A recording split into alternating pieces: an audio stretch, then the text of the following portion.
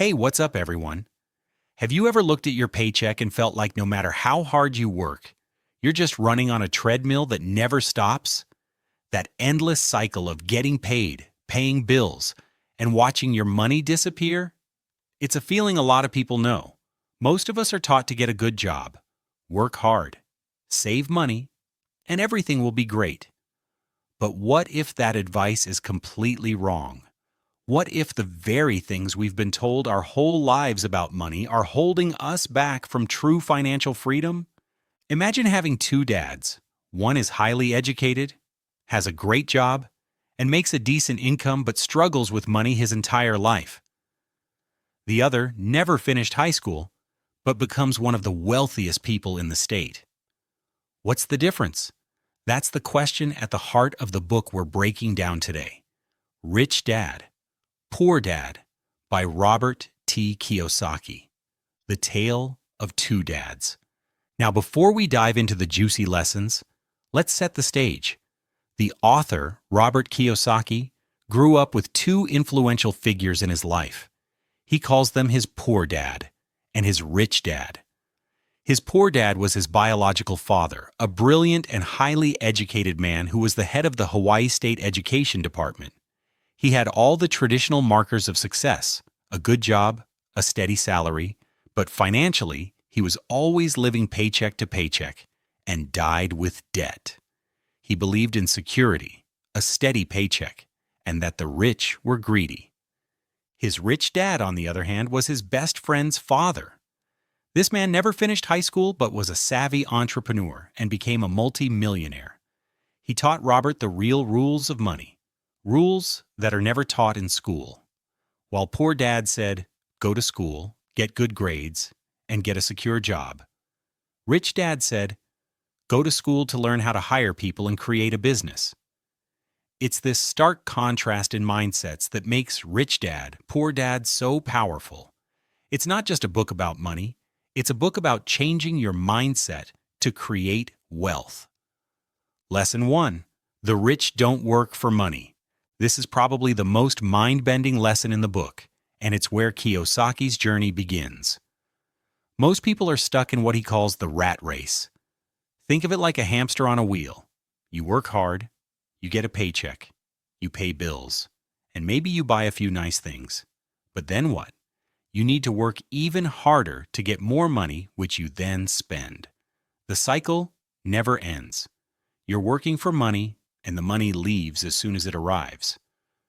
Rich Dad's lesson was simple but profound. The rich don't work for money. They have money, work for them. Here's a real-life example from the book. As a young boy, Kiyosaki and his friend asked Rich Dad to teach them how to get rich. Instead of just giving them money or a job, Rich Dad told them to work for his store for free, a few hours a week. After a few weeks, they were frustrated and wanted to quit. That's when Rich Dad sat them down and explained that he had just taught them their first lesson. The moment they felt they were working for money, they were losing. They were caught in the trap. His solution? Instead of working for a paycheck, they had to think like business owners. He told them, now that you've worked for free, think about how to make money without needing me. They eventually figured out a way to make extra money by creating a small comic book library for the other kids, charging a small fee for entry. They didn't get paid for their time. They created a system that made money for them. Actionable takeaway. Start thinking about how you can get your money working for you. This could be as simple as saving a small amount and putting it into a high-yield savings account or a low-cost index fund. Instead of just working for a paycheck, start actively looking for ways to have your money generate more money on its own. Lesson 2. Understand the difference between assets and liabilities. This is a game changer and the cornerstone of Kiyosaki's financial philosophy. It's a concept that sounds simple but is often misunderstood. An asset is something that puts money in your pocket. A liability is something that takes money out of your pocket. Sounds easy, right? Here's the catch. Most people think their house is their biggest asset, but for Kiyosaki, it's a liability. Why? Because it costs you money every month for the mortgage, property taxes, insurance, and repairs. Unless you're renting out a room or a whole house and it's generating more income than it costs, it's a liability. Assets, on the other hand, are things like rental properties that generate positive cash flow, stocks that pay dividends, or a business you own that generates profit. The rich buy assets, and the poor and middle class buy liabilities they think are assets. Think of it like this: your financial statement is a story. The rich have a story where their asset column is constantly growing, and that growing asset column pays for their expenses and even their luxuries. The poor and middle class have a story where their income comes in from their job and goes straight out to pay for liabilities. Actionable takeaway. Take a look at your own finances. Create a simple T-chart. On one side, list all your assets, things that put money in your pocket.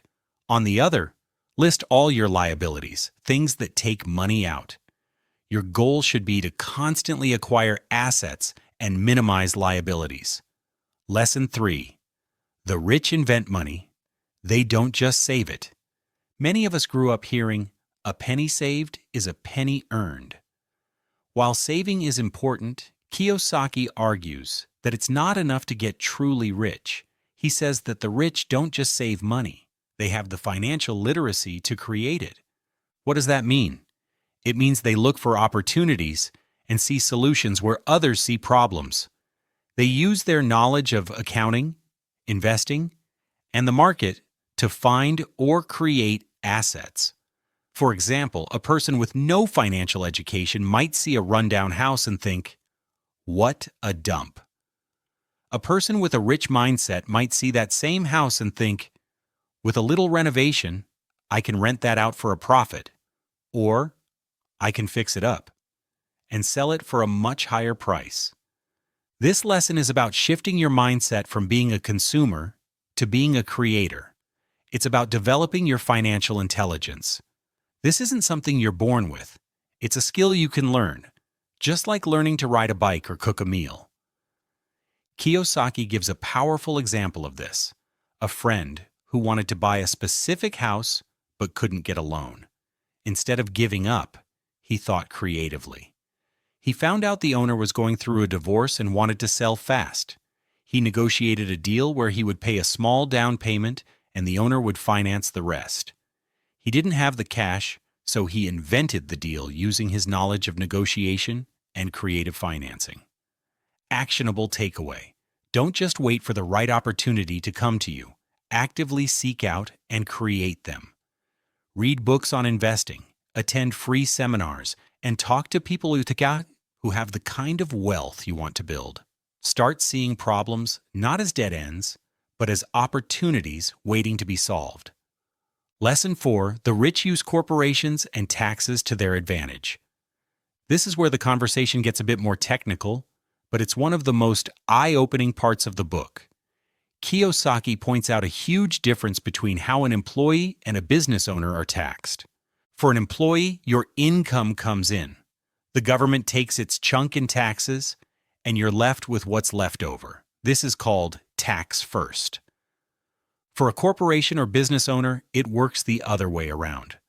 The business earns money, pays for expenses, like travel, cars, office supplies, even some meals, and then pays taxes on what's left. Kiyosaki says, the rich buy their expenses first and then pay taxes on what's left over. This isn't about evading taxes. It's about using the tax code to your advantage, just as the government intended for business owners. The tax laws are designed to encourage business and investing, which is why they offer more deductions and write-offs to business owners. Actionable takeaway. This isn't a quick fix, but it's a huge shift in thinking.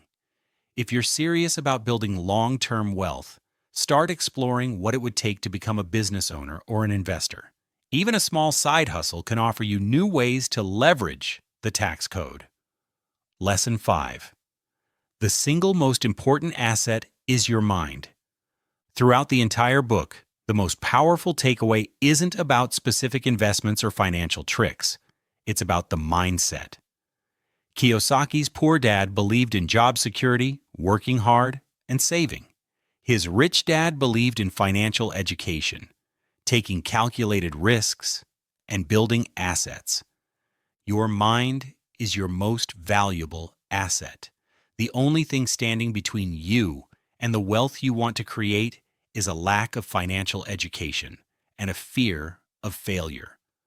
Kiyosaki says, most people fail because they are not willing to fail. When you learn something new about money, whether it's understanding a stock market concept or how to negotiate a deal, you're investing in your financial intelligence. The more you learn, the more confident you become, and the more opportunities you'll be able to see and act on. Actionable takeaway: don't stop learning. Read a book on a new financial topic, listen to a podcast, or watch another YouTube video on investing. Make a conscious decision to invest at least an hour a week in building your financial knowledge. Conclusion: your financial future is in your hands. So let's quickly recap the core lessons from Rich Dad, Poor Dad. First, the rich don't work for money, they have money work for them. They escape the rat race by building systems and assets. Second, they understand the difference between assets and liabilities. They acquire things that put money in their pockets, not things that take money out. Third, they invent money by actively seeking out and creating opportunities, not just saving what's left over. And finally, the most important asset you have is your mind, your willingness to learn and grow your financial intelligence. This book is a powerful wake-up call. It's not about how much money you make, it's about how much money you keep and how hard that money works for you. It's a reminder that true financial freedom isn't about luck or inheritance. It's about a different kind of education, one we have to seek out ourselves. So, which of these lessons hit you the hardest? Was it the rat race, the difference between an asset and a liability, or the idea of creating money? Drop your thoughts in the comments below. I read every single one. And if you want more summaries like this that can change the way you think, hit that subscribe button and ring the bell